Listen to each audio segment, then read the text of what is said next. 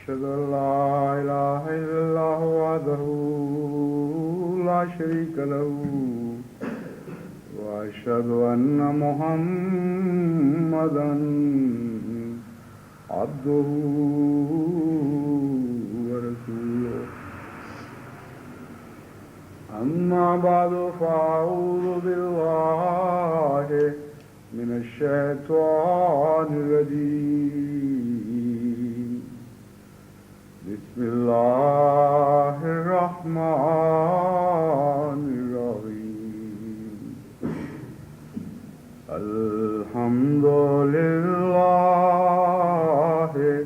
رب العالمين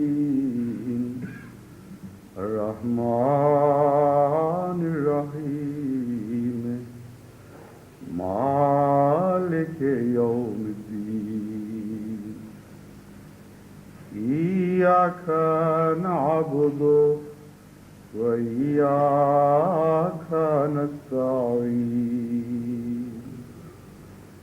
اهدنا الصراط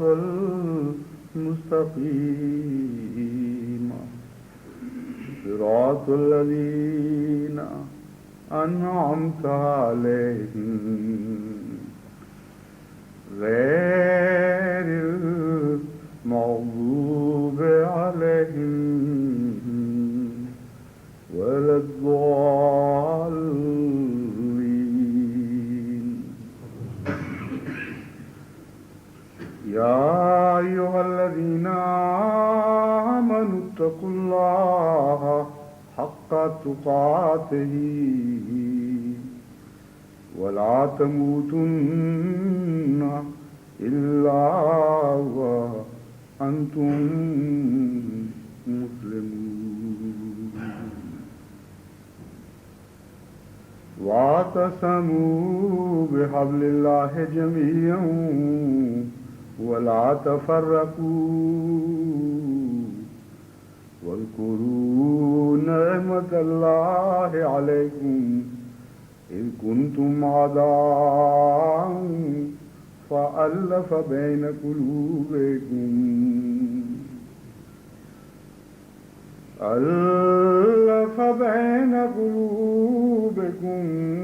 فأصبحتم بنعمته إخوانا وكنتم على شفا حفرة من النار فأنقذكم منها كذلك يبين الله لكم آياته لعلكم تهتدون ولتكن منكم أمة يدعون إلى الخير ويأمرون بالمعروف وينهون عن المنكر وأولئك هم المفلحون ولا تكونوا كالذين تفرقوا واختلفوا من بعد ما جاءهم البينات وأولئك لهم عذاب عظيم يوم تبيض وجوه وتسود وجوه فأما الذين اسودت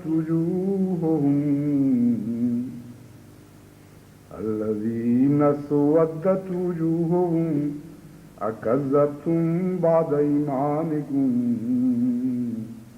فذوقوا العذاب بما كنتم تكفرون وأما الذين ابيضت وجوههم ففي رحمة الله هم فيها خالدون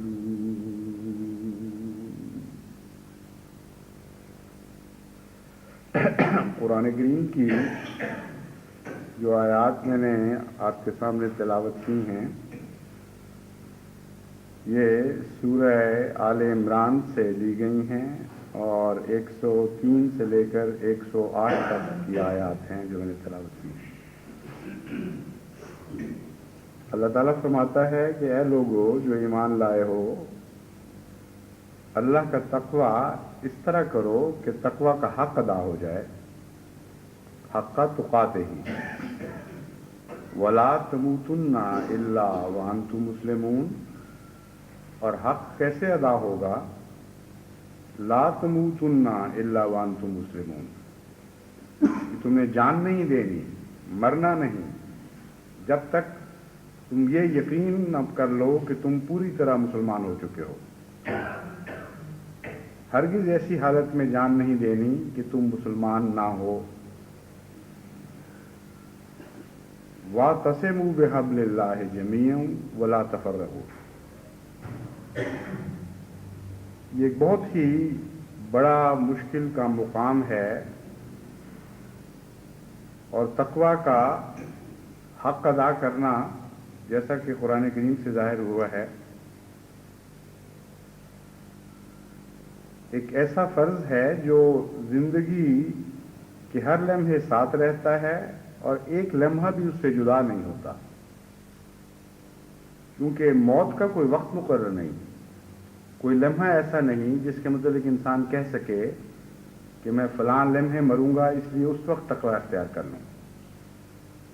تو شرط اتنی مشکل کر دی، تعریف اتنی مشکل بنا دی کہ جب تک انسان ہر لمحے پر تقوی کے ساتھ نگران نہ ہو جائے اس وقت تک حقہ تقاتہ ہی والی بات پوری نہیں ہو سکتی،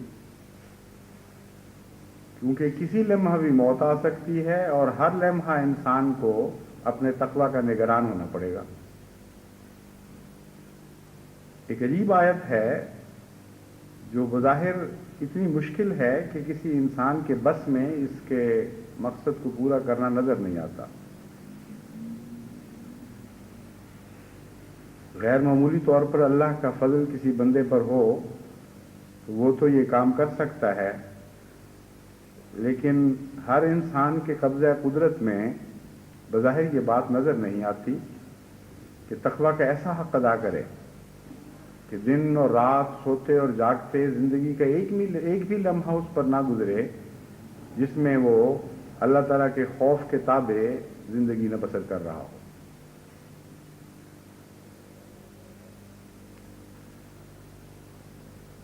لیکن جوں جوں ہم آگے بڑھتے ہیں اللہ تعالیٰ اس مضمون کو آسان بھی کرتا چلا جاتا ہے اور ایسے طریق بتاتا چلا جاتا ہے جن کو اخذ کرنے کے نتیجے میں کمزور حصہ بھی ایک حد تک اپنی ذمہ داری کو ادا کر سکتا ہے.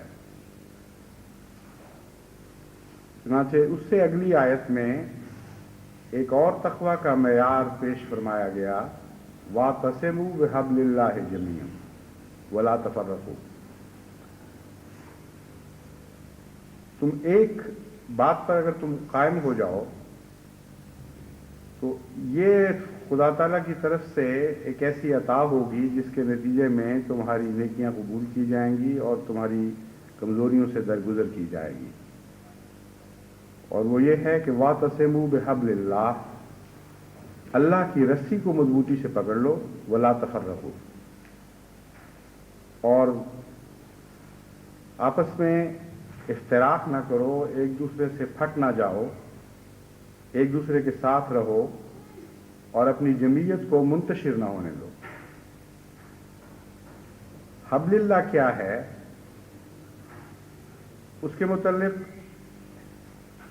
حقیقی اور اصلی تعریف تو یہ ہے کہ حبل اللہ نبی اللہ کو کہتے ہیں، کیونکہ آسمان سے کوئی رسی ظاہری طور پر تو ایسی نظر نہیں آتی اترتی ہوئی جس پر کوئی مومن ہاتھ ڈال لے اور پھر اپنے آپ کو محفوظ سمجھنے لگے. جو کچھ بھی آسمان سے اترتا ہے وہ انبیاء کے دلوں پر اترتا ہے، اور انبیاء ہی حبل اللہ ہوتے ہیں جن کا ہاتھ انسان مضبوطی سے تھام لے تو گویا خدا کا ہاتھ تھام لیا. چنانچہ بیعت کا یہی فلسفہ ہے. حبل اللہ کو تھامنے والے وہ تھے جنہوں نے حضرت محمد مصطفیٰ صلی اللہ علیہ وآلہ وسلم کا ہاتھ تھاما، اور پھر وہ ہاتھ کاٹے تو گئے لیکن الگ نہ ہوئے. ایسا جڑے اس ہاتھ سے کہ پھر دنیا کی طاقت نہیں تھی کہ ان ہاتھوں کو محمد مصطفیٰ صلی اللہ علیہ وآلہ وسلم کے ہاتھ سے الگ کر دیں. چنانچہ دوسری جگہ اسی مضمون کو واضح کرتا ہوا فرماتا ہے، لن فصام لہا، ان کا ہاتھ ایسے کڑے پر پڑ جاتا ہے، لن فصام لہا، وہ کڑا نہیں ٹوٹ سکتا، اور اس کڑے سے وہ ہاتھ جدا نہیں ہو سکتا. کسی طرح بھی وہ علیحدگی پھر ممکن نہیں رہتی. تو فرمایا کہ تم اگر اس اللہ کی رسی کو مضبوطی سے پکڑ لو اور محمد مصطفیٰ صلی اللہ علیہ وآلہ وسلم کا دامن نہ چھوڑو تو پھر تمہیں کوئی خوف نہیں ہے. پھر جس آن بھی تمہاری موت آئے گی اللہ تعالیٰ کے نزدیک وہ موت تقویٰ کی موت ہوگی. اب جو بظاہر ایک بہت ہی مشکل مضمون تھا اور واقعتاً اس کے باریک پہلو بہت ہی مشکل ہیں، اور حقیقت میں وہ حق ادا کرنے والا جس کا پہلی آیت میں ذکر ہے سوائے محمد مصطفیٰ صلی اللہ علیہ وآلہ وسلم کے کوئی اپنی کامل صورت میں ممکن ہی نہیں، سوائے اس کے کہ آپ کی پیروی میں کوئی قدم آگے بڑھائے اور ذل بن جائے. لیکن فی ذاتے ہی اول طور پر یہ مقام صرف اور صرف حضرت محمد مصطفیٰ صلی اللہ علیہ وآلہ وسلم کا مقام ہے جو اس آیت میں بیان ہوا، وَلَا تَمُوتُنَّ إِلَّا وَأَنْتُمْ مُسْلِمُونَ. بہرحال آپ کے غلاموں کے لیے اللہ تعالیٰ نے مزید آسانیاں پیدا فرمائیں اور یہ بنیادی شرط مقرر فرما دی کہ اللہ کی رسی کو مضبوطی سے پکڑ لو اور تفرقہ اختیار نہ کرو. جب انبیاء گزر جاتے ہیں تو انبیاء کے بعد ان کے خلفاء ان کی نمائندگی کرتے ہیں، اور بیعت خلافت بھی اسی لیے لی جاتی ہے. خلیفہ فی ذاتے ہی تو اللہ کی رسی نہیں ہے، لیکن اللہ کی رسی کی نمائندگی کر رہا ہوتا ہے. اس لیے حقیقت میں جب آپ خلافت کے ہاتھ میں بیعت کا ہاتھ تھماتے ہیں تو فی الحقیقت حضرت محمد مصطفیٰ صلی اللہ علیہ وآلہ وسلم کی غلامی کا عہد کر رہے ہوتے ہیں. اس کے سوا تو خلیفہ کی کوئی حیثیت نہیں. اگر وہ غلامی حاصل نہ ہو تو 2 کوڑی کی بھی قیمت نہیں ہے خلیفہ کی. اس لیے جب اس طرف توجہ مبذول ہوتی ہے تو بیعت کی قیمت بھی بہت بڑھ جاتی، بیعت کی ذمہ داریاں بھی بہت بڑھ جاتی، اور لا تفرقوا کے نتیجے میں جو انذار بھی ہے اس کی طرف بھی توجہ مبذول ہو جاتی ہے کہ کوئی انسان جب بیعت کرنے کے بعد ایسی حرکت کرتا ہے جس سے اختلاف پیدا ہو، جس سے دل پھٹتے ہوں، تو اس کا بہت ہی بڑا اور خطرناک نتیجہ نکل سکتا ہے، اور تقویٰ کے اوپر ضرب لگانے والی بات ہے. پھر اللہ تعالیٰ اس کو مضمون کو اور زیادہ وضاحت کے ساتھ اور کسی قدر نرمی اور رحم اور شفقت کے ساتھ بیان فرماتا ہے. وَاذْكُرُوا نِعْمَتَ اللَّهِ عَلَيْكُمْ. اگر تم ویسے خوف نہیں کھاتے تو کچھ یہ احساس ہی کرو کہ اللہ نے تم پر کتنا احسان کیا تھا، کتنی بڑی نعمت تھی جو خدا تعالیٰ نے تم پر نازل فرمائی، اور کن تباہیوں سے تمہیں بچایا ہے. اتنا ہی احساس کرو. مختلف رنگ ہوتے ہیں سمجھانے کے. بعض لوگ انذار سے سمجھتے ہیں، بعض لوگ احسان یاد دلا کر سمجھتے ہیں، بعض تبشیر سے سمجھتے ہیں. اور قرآن کریم کا یہ طریق ہے کہ ہر رنگ اختیار فرماتا ہے. جو دل جس مزاج کا ہو اس کے دل پر کوئی نہ کوئی بات اثر کر جاتی ہے. فرمایا وَاذْكُرُوا نِعْمَتَ اللَّهِ عَلَيْكُمْ. اللہ کی نعمت کا خیال کرو. کتنی عظیم الشان نعمت خدا نے تم پر کی. اذ کنتم آدان فالف بین قلوبکم.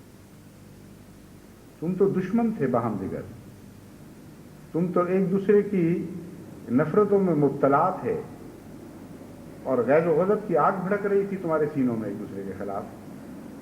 فَأَلَّفَ بَيْنَ قُلُوبِكُمْ، تمہارے دلوں کو اس طرح محبت سے باندھ دیا اللہ تعالیٰ نے، فَأَصْبَحْتُمْ بِنِعْمَتِهِ إِخْوَانًا، کہ تم بھائی بھائی بن گئے.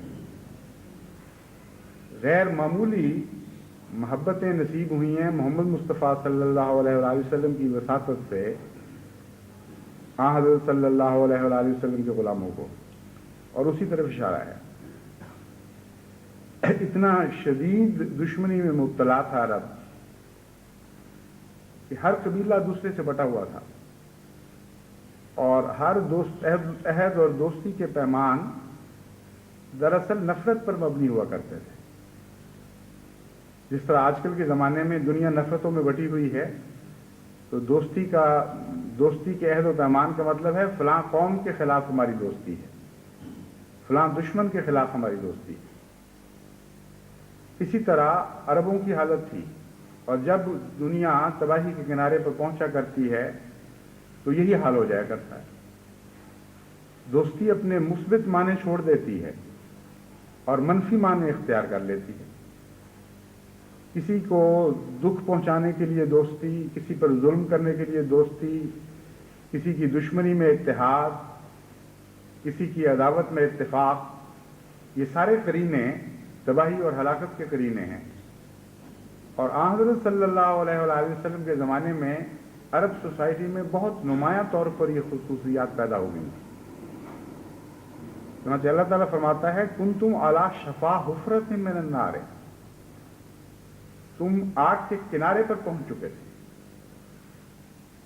جس طرح آج کل دنیا آگ کے کنارے تک پہنچ چکی ہے اور بڑھ رہی ہے، وہی حالت اس وقت کے عرب کی تھی. فرماتا ہے فَأَنْقَذَكُم مِّنْهَا، عام دستور تو یہ ہے کہ جب قوموں میں یہ علامات پیدا ہو جایا کریں تو پھر وہ واپس نہیں آیا کرتی، پھر وہ ہلاک ہو جایا کرتی. فرمایا یہ اللہ کا کتنا بڑا احسان ہے کہ ہلاکت کے منہ سے تمہیں کھینچ کر واپس نکال لیا، اور محمد مصطفیٰ صلی اللہ علیہ وآلہ وسلم کے توسط اور آپ کے احسان کے نتیجے میں تمہیں اس تباہی سے آزاد کر دیا. کذالک یبین اللہ لکم آیاتہ لعلکم تہتدون، اسی طرح اللہ تعالیٰ کھول کھول کر اپنے آیات تمہارے سامنے رکھتا ہے تاکہ تم ہدایت پاؤ. جہاں تک جماعت احمدیہ کا تعلق ہے، یہ اللہ تعالیٰ کا بڑا احسان ہے کہ اگرچہ مرور زمانہ سے بعض جماعتوں میں اختلافات بھی پیدا ہو گئے تھے، بعض نفرتوں نے بھی جگہ لے لی تھی، اتفاقات اختلافات میں بدل رہے تھے،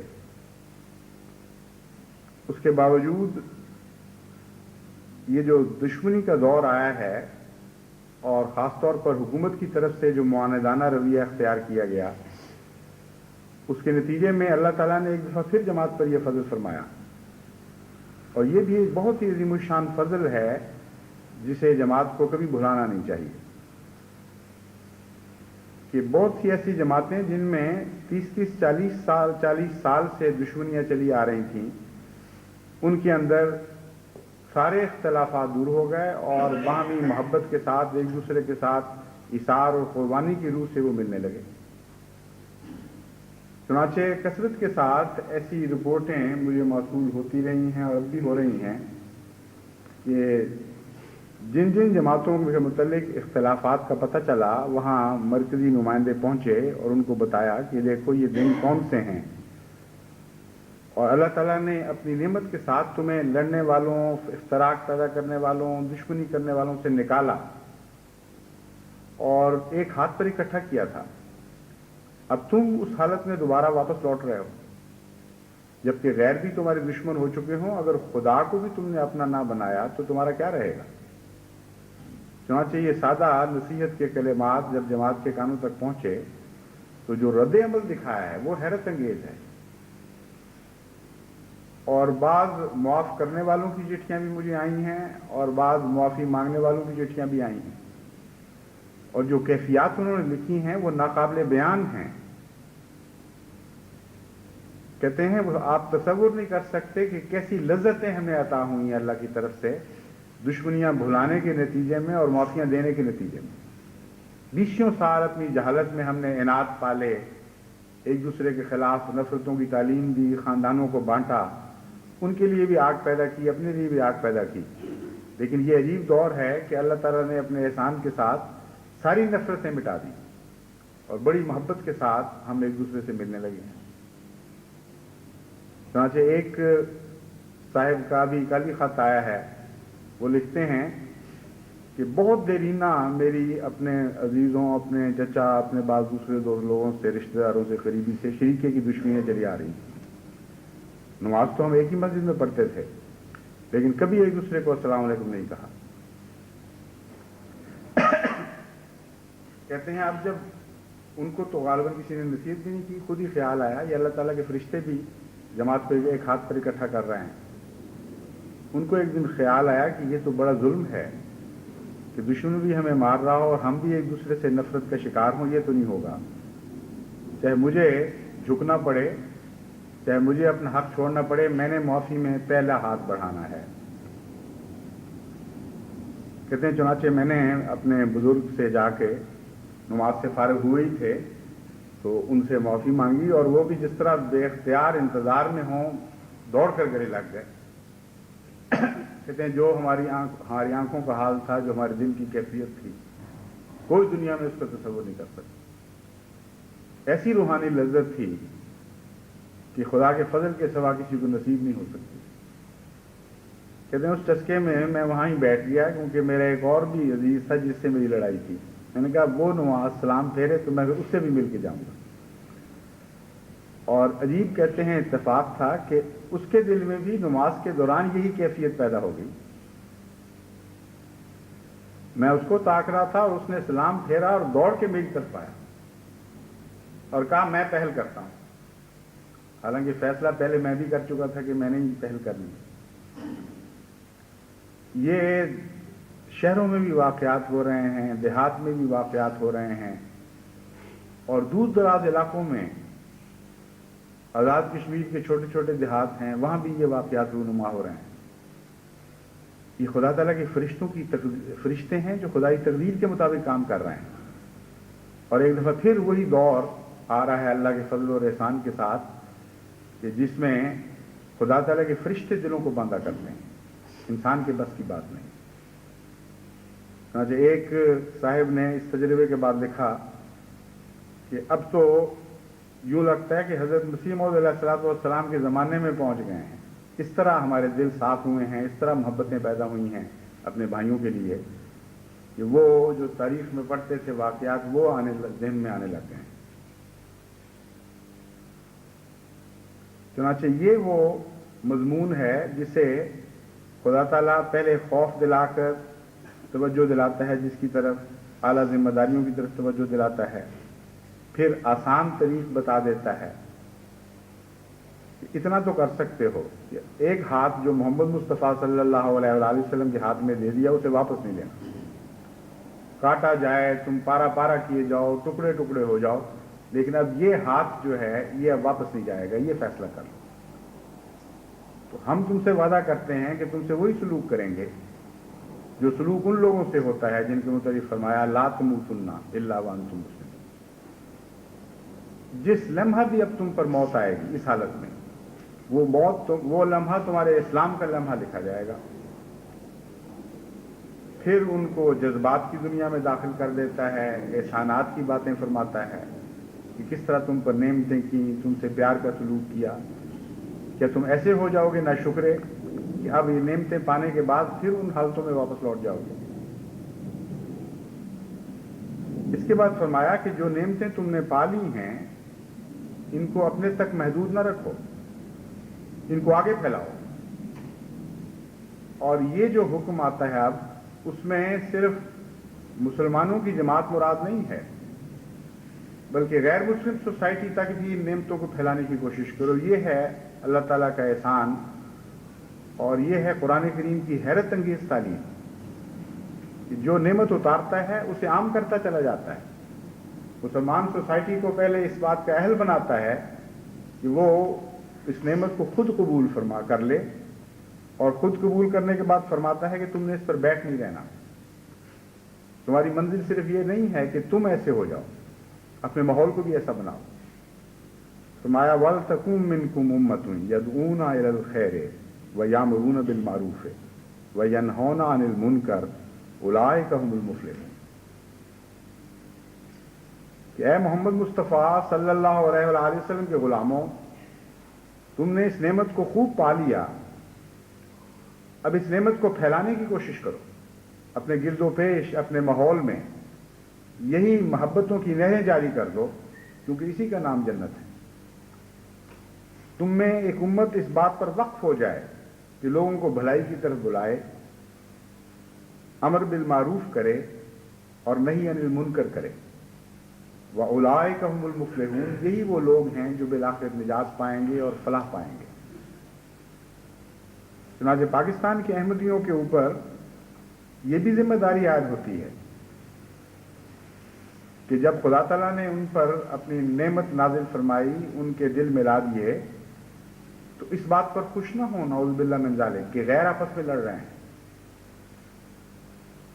جو ان کا مقدر ہے وہ ان کے ساتھ ہے، مگر تمہارا مقدر ان کی وجہ سے نہیں بدلنا چاہیے۔ تمہارا مقدر بہرحال یہی رہے گا کہ تم غیروں کو بھی نیکی کی طرف بلاؤ اور ان کے دکھوں پر خوش ہونے کی بجائے ان کے دکھ دور کرنے کی کوشش کرو، کیونکہ فلاح کی یہی راہ ہے جو قرآن کریم سے ہمیں معلوم ہوئی۔ بس اس وقت جو پاکستان کا معاشرہ مناقشتوں میں بٹ گیا ہے، بے انتہا دکھ دیے جا رہے ہیں ایک دوسرے کو، خدا کے نام پر مساجد میں نہایت گندی مغلظات ایک دوسرے کے فرقے کے خلاف بولی جا رہی ہیں، اور کھلم کھلا تعلیم دی جا رہی ہے مساجد سے کہ فلاں فرقے کے گھر جلاؤ تو تم جنت میں جاؤ گے، فلاں فرقے کے مال لوٹو تو تم جنت میں جاؤ گے، فلاں فرقے کے بزرگوں کی توہین کرو تو تم جنت میں جاؤ گے، فلاں فرقے کے معززین کو گندی گالیاں دو تو تم جنت میں جاؤ گے۔ عجیب عجیب نسخے بانٹے جا رہے ہیں جنت کے۔ تو اس بات پہ خوش ہونے کا کوئی مقام نہیں کہ یہی چیزیں پہلے تمہارے خلاف ہو رہی تھیں،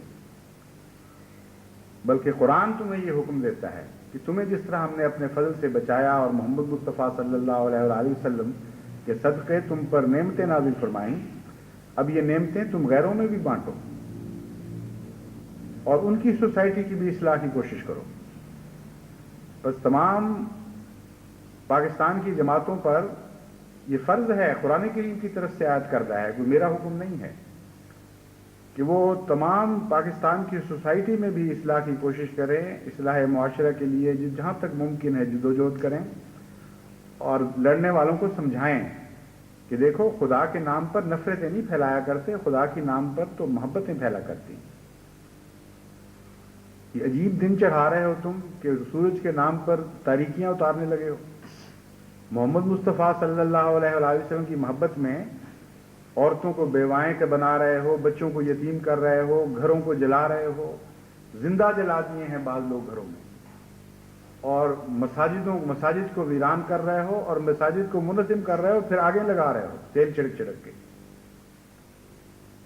کس کی طرف سے تم آئے تھے؟ کس کی طرف سے پیغام دینے لگے ہو؟ کون سا تم نے اپنا رخ مقرر کیا تھا؟ کس طرف تمہاری منزل پھر گئی ہے؟ کچھ خدا کا خوف کرو۔ نصیحت جو دل سے نکلتی ہے وہ اثر کرتی ہے۔ آپ دل کی آواز اگر پہنچائیں گے اپنے معاشرے میں تو یقیناً اس کا فائدہ پہنچے گا انشاءاللہ۔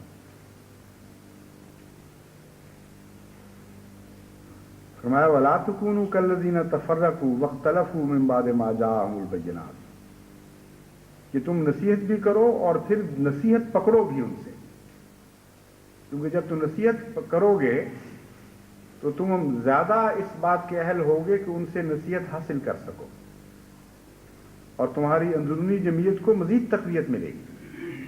کیسے عظیم الشان فطرت کے باریک راز ہیں جو اللہ تعالیٰ ہمیں بتاتا چلا جاتا ہے۔ عجیب کلام ہے یہ، تو ایسا کلام ہے کہ پڑھتے پڑھتے عاشق ہوئے بغیر رہ نہیں سکتا کوئی انسان۔ فرماتا ہے ہم جو تمہیں کہتے ہیں دوسروں پر احسان کرو، تو دراصل یہ تمہارا اپنے اوپر احسان ہوگا۔ یہ نہ سمجھو کہ تم محسن بن جاؤ گے، خدا کی تقدیر ایسی ہے کہ نیکی کرنے والے کو اسی وقت تازہ تازہ جزا بھی ساتھ ملنی شروع ہو جاتی ہے۔ کسی نیکی میں خدا ادھار نہیں کرتا۔ فرمایا پھر تم جب نصیحت کرو گے تو تمہیں خیال آئے گا کہ افسوس یہ لوگ کہاں سے آئے تھے، کہاں چلے گئے، ان کا کیا حال ہوا، اور تم اسے نصیحت پکڑو گے اور تمہارے دل تقویت پائیں گے اور یہ فیصلے کرو گے لا تکونوا کالذین تفرقوا، ان لوگوں کی طرح اب ہم نے نہیں ہونا جنہوں نے تفرقہ اختیار کر لیا، واختلفوا، اور آپس میں اختلاف کر گئے، من بعد ما جاءہم البینات، بعد اس کے کہ خدا کی طرف سے کھلے کھلے نشانات ان پر نازل ہوئے تھے، وَأُولَٰئِكَ لَهُمْ عَذَابٌ عَظِيمٌ، اور ان لوگوں پر عذاب عظیم آنے والا ہے، اس لیے ان کو بچاؤ بھی اور ان حالتوں سے بچنے کی بھی مزید کوشش کرو۔ فرماتا ہے یہ تو ہوگا، لیکن بعض لوگوں کے مقدر میں بعض چیزیں لکھی جاتی ہیں، تم کوشش کرو گے اس کی جزا پالو گے، لیکن جن کے مقدر میں فلاح نہیں ہے، جن کے مقدر میں ہدایت نہیں ہے، انہوں نے اپنے رستے پر چلتے رہنا ہے۔ اس لیے ہم تمہیں اس دن کی طرف توجہ دلاتے ہیں، یوم تبیض وجوہ وتسود وجوہ، ایک فیصلے کا ایسا دن آنے والا ہے جبکہ بعض چہرے سفید ہو جائیں گے، روشن ہو جائیں گے، وتسود وجوہ، اور بعض چہرے سیاہ پڑ جائیں گے۔ فَأَمَّا الَّذِينَ اسْوَدَّتْ وُجُوهُهُمْ أَكَفَرْتُمْ بَعْدَ إِيمَانِكُمْ، جو لوگ سیاہ چہرے والے ہوں گے، جن کے چہرے سیاہ پڑ چکے ہوں گے، ان سے خدا تعالیٰ سوال کرتا ہے کیوں جی تم وہی لوگ ہو نا جنہوں نے اپنا ایمان لانے کے بعد پھر انکار کر دیا تھا۔ ایک دفعہ ایمان تمہیں نصیب ہوا، پھر تم کافر ہو گئے۔ اب ظاہر بات یہ ہے کہ یہ جو مضمون شروع ہو گیا ہے یہ حضرت محمد مصطفیٰ صلی اللہ علیہ وآلہ وسلم کے زمانے سے اب تعلق نہیں رکھتا۔ وہاں تو نعمتیں نازل ہوئیں اور پھر اکٹھے ہوئے، اور اس کے بعد حضرت صلی اللہ علیہ وآلہ وسلم کی نعمت سے اسلام کے پھیلنے کا ایک دور شروع ہوا۔ یہ بعد کی صدیوں کی قصے ہیں جو اب شروع ہوئے ہیں۔ فرماتا ہے تم وہ لوگ ہو جو ایک دفعہ حضور صلی اللہ علیہ وآلہ وسلم پر ایمان لے آئے تھے اور پھر منکر ہوئے، پھر تم نے محمد مصطفیٰ صلی اللہ علیہ وآلہ وسلم سے بے وفائی کی ہے۔ اس کا جرم یہ ہے کہ تمہارے چہرے سیاہ کر دیے گئے ہیں۔ فذوقوا العذاب بما کنتم تکفرون، بس اس عذاب کو چکھو جس کا تم انکار کرنے لگے تھے۔ یہاں مضمون اور بھی زیادہ کھل گیا ہے۔ ایسی حالت میں بعض دفعہ قومیں پہنچ جاتی ہیں کہ وہ نہ صرف انکار کرتی ہیں خدا اور اس کے رسول کے احکامات کا، بلکہ ان کے نتائج کا بھی انکار کر دیا کرتی ہیں۔ اور اس ودت وجوہ کی یہ تشریح کر دی گئی ہے۔ یہاں کیا تشریح ہے؟ قیامت کے دن بھی اللہ تعالیٰ فرماتا ہے بعض چہرے کالے ہو جائیں گے، لیکن یہاں اس قیامت کا ذکر نہیں بلکہ اس دنیا کا بھی ذکر ہے۔ قیامت کا بھی ذکر ہے مگر اس دنیا کا بھی ذکر ہے۔ انتہائی ناکامی اور نامرادی کو چہرہ سیاہ ہونا کہتے ہیں۔ جب کہتے ہیں کسی کا منہ کالا پڑ گیا تو مراد ہے کہ جب وہ اپنی تمام تدبیروں کی ناکامی اور نامرادی دیکھ لے اور پھر کوئی بچنے کی راہ نہ پائے، اس وقت چہرہ کالا پڑ جایا کرتا ہے، ایک نحوست سی چھا جاتی ہے چہرے کے اوپر۔ تو فرمایا ہے یہ نحوست تمہارے اپنے اعمال کا پھل ہے۔ تمہیں خدا نے ایک نعمت عطا فرمائی، تم نے اس نعمت کا انکار کیا۔ محمد مصطفیٰ صلی اللہ علیہ وآلہ وسلم نے تمہیں محبت کی تعلیم دی، تم نے اس تعلیم کو نفرتوں میں بدلا۔ محمد مصطفیٰ صلی اللہ علیہ وآلہ وسلم نے رحم اور شفقت کی تعلیم دی، تم نے غیظ و غضب میں اس کو تبدیل کر دیا۔ اس کے نتیجے میں سوسائٹی میں عذاب کا پیدا ہونا ایک لازمی امر تھا۔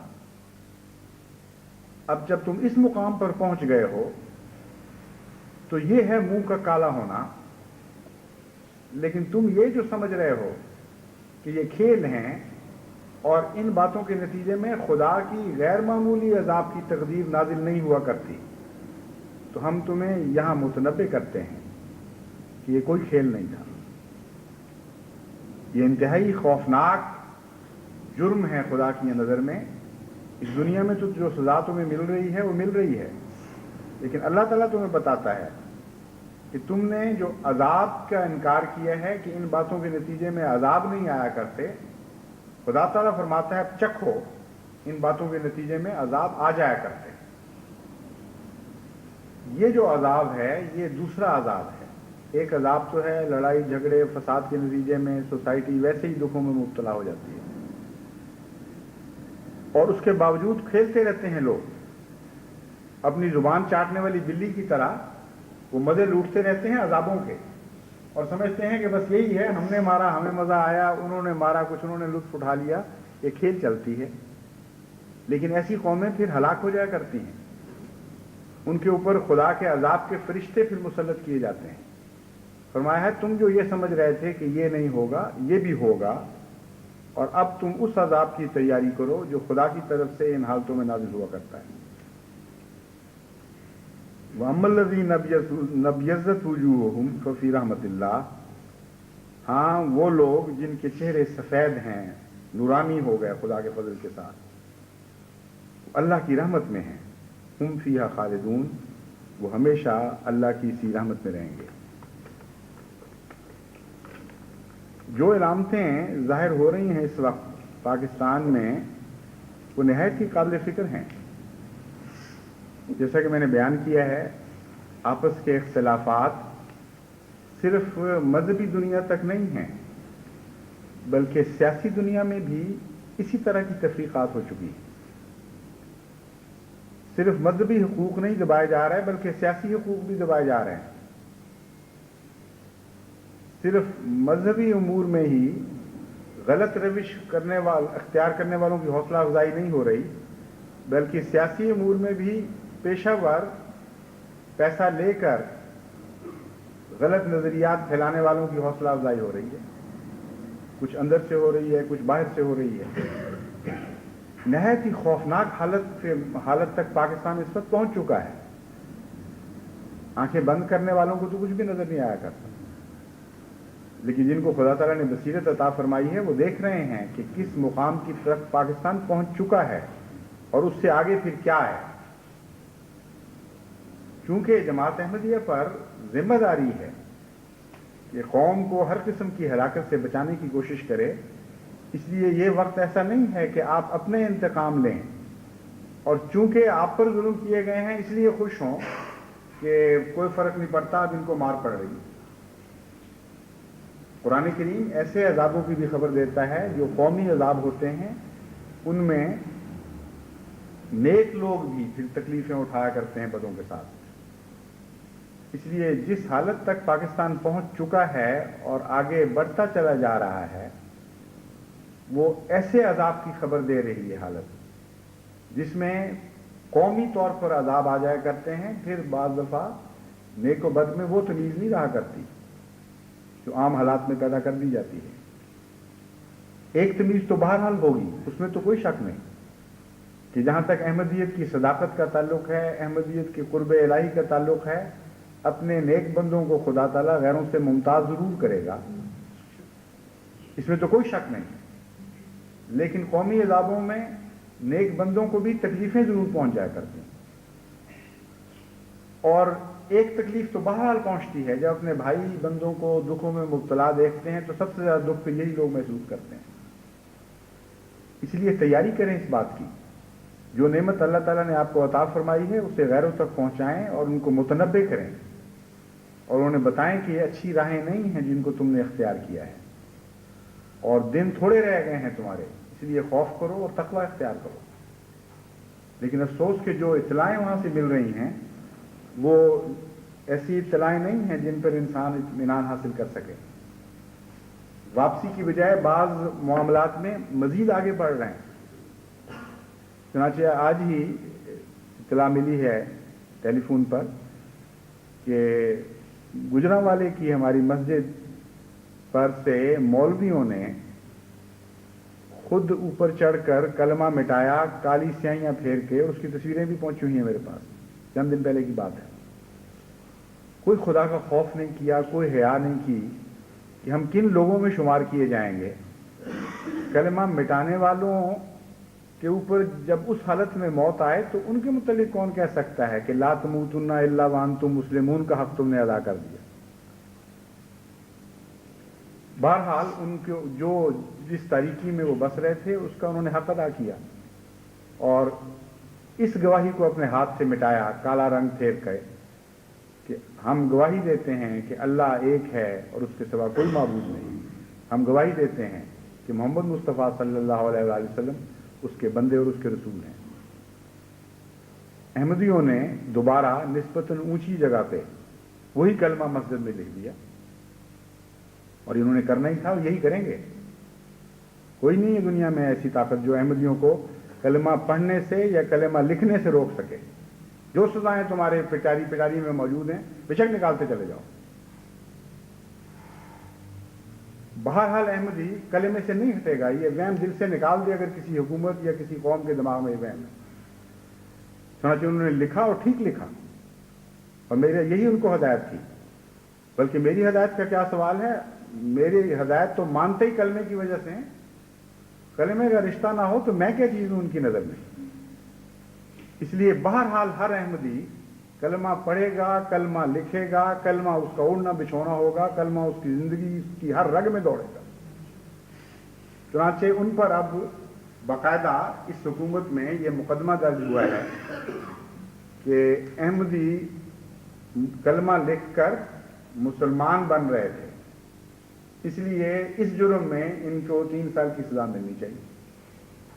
اور چونکہ ان کے یعنی بات تو سچی ہے کہ احمدیوں نے لکھا ہے، اس میں کوئی جھوٹ نہیں ہے، لیکن چونکہ ان کے پاس کوئی گواہ نہیں تھا، رات کو کسی نے لکھا، اس لیے ان کی عادت یہ ہے کہ سچ بھی ہو تو اس میں جھوٹ کی ملونی ضرور ملانی ہوتی ہے۔ چنانچہ 3 آدمیوں کے نام چن لیے ہیں انہوں نے کہ یہ وہ آدمی ہیں جن کے اوپر ہم گواہی دلوائیں گے۔ عجیب بیچاری قوم کا حال ہو گیا ہے کہ قسمت سے سچ بولنے کا موقع بھی ہاتھ آئے تو وہ بھی گوا دیتے ہیں۔ یہ کہہ دیتے کہ ٹھیک ہے کسی نے لکھا ہے ہم تحقیق کریں گے، لیکن اوپر سے یہ لعنت بھی مول لے لی کہ جھوٹا الزام ان لوگوں پر لگایا جنہوں نے نہیں لکھا تھا۔ لیکن وہ بھی عدالت میں پیش ہوں گے تو کہیں گے کہ اگر نہیں لکھا تو اب ہم لکھنے کے لیے تیار ہیں۔ ابھی بھی ہم تمہارے سامنے یہ گواہی دیتے ہیں کہ اللہ ایک ہے، اس کا کوئی شریک نہیں، اور محمد مصطفیٰ صلی اللہ علیہ وآلہ وسلم اس کے بندے اور اس کے رسول ہیں، اور یہ کلمہ پڑھ کر ان کو گواہی دینی چاہیے عدالت میں۔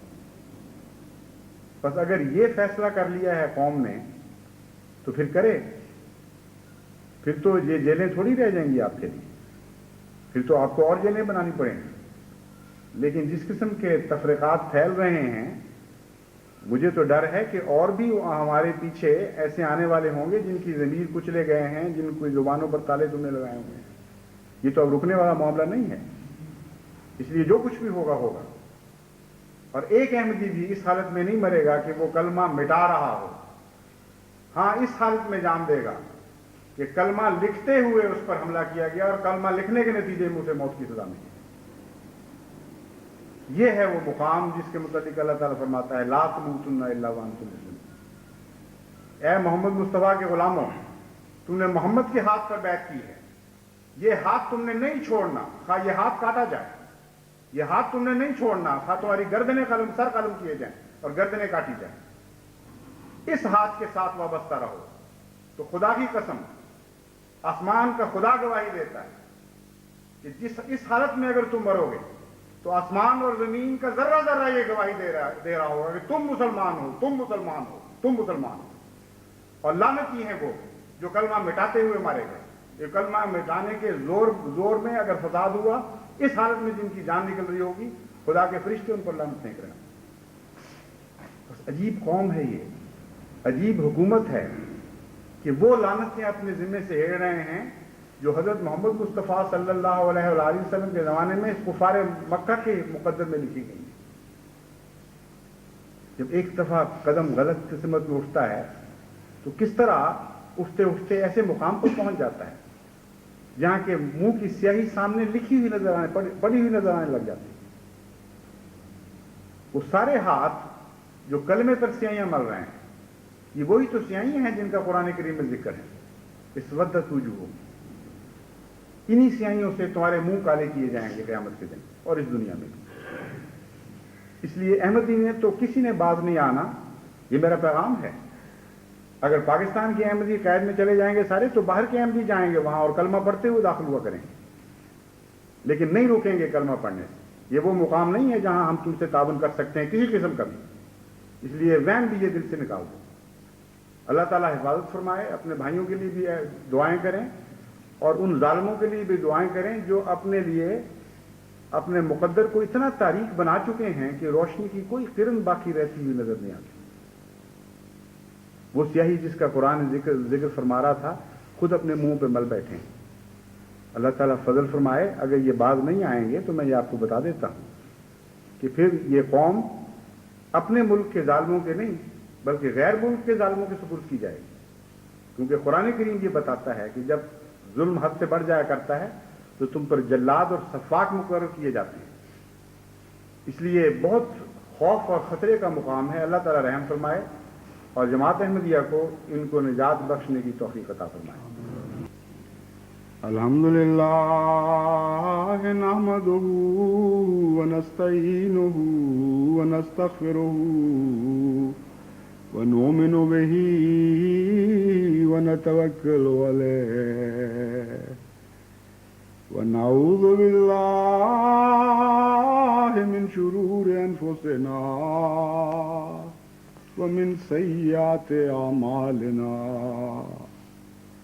من يهده الله فلا مضل له ومن يضلله فلا هادي له ونشهد أن لا إله إلا الله وحده لا شريك له ونشهد أن محمدا عبده ورسوله عباد الله رحمكم الله إن الله يأمر بالعدل والإحسان وإيتاء ذي القربى وينهى عن الفحشاء والمنكر والبغي يعظكم لعلكم تذكرون اذكروا الله يذكركم وادعوه يستجب لكم ولذكر الله